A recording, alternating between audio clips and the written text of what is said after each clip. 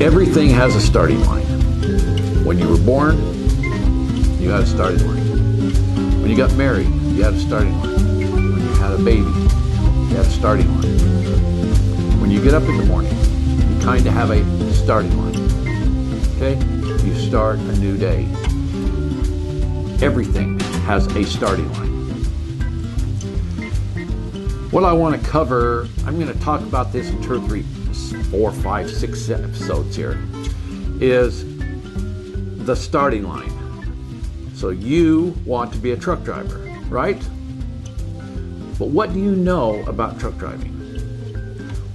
Have you been on the road? Is it because you think there's money? It pays good? Is it because you want the adventure? Is it because you watch Smokey and the Bandit or Convoy and it just looks exciting? Okay? A lot of thoughts could come to your mind, through your mind. And with my experience, I've had 23 years and 3 million miles out there on the highway. Part of that, I've driven 2.5 years with my wife as a team. I've drove for different companies hauling different products. I have drove local. I've drove 48 states. And I've drove dedicated. I think that kind of puts me as a professional. I've learned a lot. The one thing I did not do while on working for somebody else was I did not lease a truck or attempt to buy a truck. And I'm going to cover why I went that direction. Did I have experience in that? Yes. I farmed in Idaho for the first third of my years of my life. And in those years, I rented additional land over and above what my father had, and I ran it in conjunction with my dad's. And when my dad passed away, I was 23. It had a major heart attack when I was 21. And so a lot of the farming operation fell on my shoulders because he had had a major heart attack, quad bypass surgery or something. And this was back in the old days when they didn't have the technology we have today. And then he ended up dying from a heart attack when I was 23. And I think my dad was 53. I think that's how old he was when he passed away. At that point, I bought the farm from my mother, and I had a brother and a sister. And I bought the farm, and I had rented land on top of that. We raised potatoes, so I dealt with a lot of equipment. I started driving when I was really like 10 years old, technically 8. I used to sit on the seat between my dad's legs, and he was always teaching me. I couldn't run the pedals, I wasn't tall enough. But when I got up to like 13, maybe even 12, probably 12, I did a lot of the maintenance work on our trucks and our potato harvesters and our grain combines and tillage equipment. I taught myself how to weld. I had some schooling in high school. In between that, I went to college and graduated 4 years of college. So I actually owned farm trucks that we hauled spuds, and we used to drive the spud under the potato harvester when I was 13 years old, out on the road, headed to this potato cellar, back again for 2 weeks. No, I didn't cross all over the country, but you learn things on how a truck performs.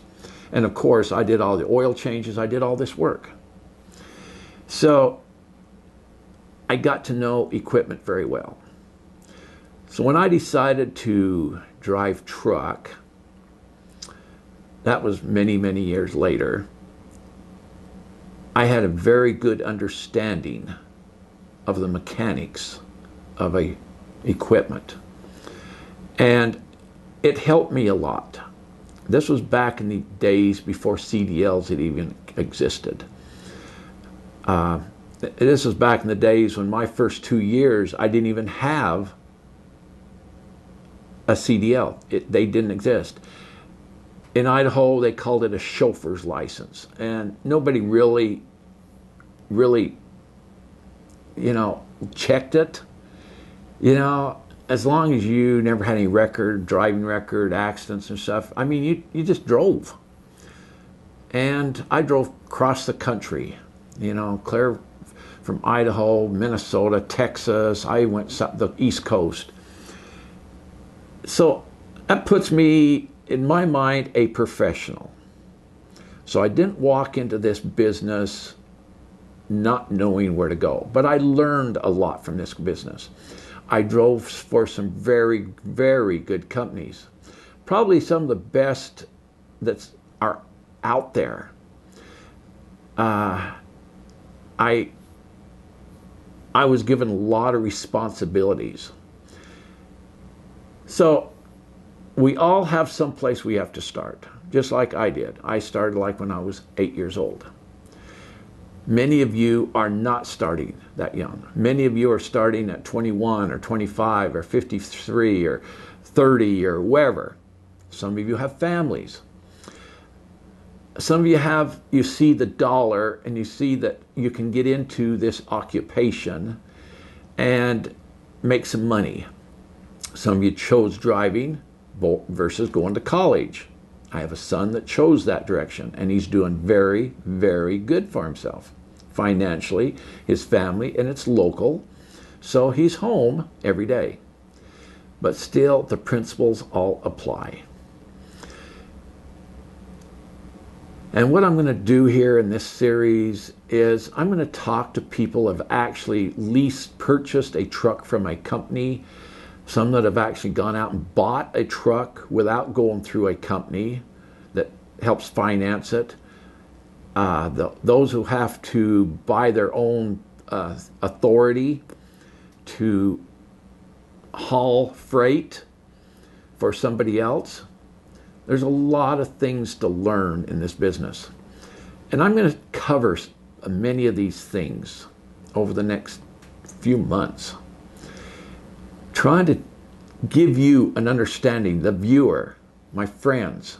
That reminds me, I want to have you contact me. I want your emails. I want to get some of this stuff out that I can't get on YouTube, that I can get out in a newsletter. And some of my people that I'm working with, I can get it out there, and experiences from others that can tell the good things and the bad things, because there's both sides. Not everybody's fit to be a truck driver. Not everybody's fit to leave their family and children and become a truck driver. It's a good life, and in some cases it's a hard life. Some cases it's not so hard. Truck driving opens up a world to you, a total world that you've never had before.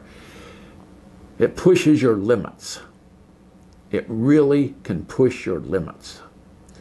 You're one person, and you have to answer to you first. Then you answer to the company. Because if you answer to you first and follow the right procedures, the company's going to love you. Because the company cares about making money. That's what they want. They want money. They want their truck to make money. They're paying for that truck, and they want you to make money for them. And in return, they're going to pay you money to keep their truck moving so they can make money. I've got a show on right now. It's You're the Driver, but I Own the Truck. That's on YouTube running right now. Take a look at it, because it's going to talk about these things, and I'm going to cover a lot more of these. So anyway, I'm Steve Allen, and I wish each and every one of you a wonderful day, and stay with me. Tell your friends. There's a lot of things I can teach you. There's a lot of things I can guide you, maybe to the right direction. Maybe you'll decide, I don't want to drive truck. Or maybe tell your friends, maybe this guy's great and he can help me decide, should I drive truck? And what company should I drive for? And, what should I look for in a company? What should I look for in the product I have to haul? Remember, everything you eat, drink, touch, wear, live, roof over your head all comes on a truck. Somewhere it has been on a truck or 2 or 3 trucks, and you, the driver, are responsible for building America, one truckload at a time.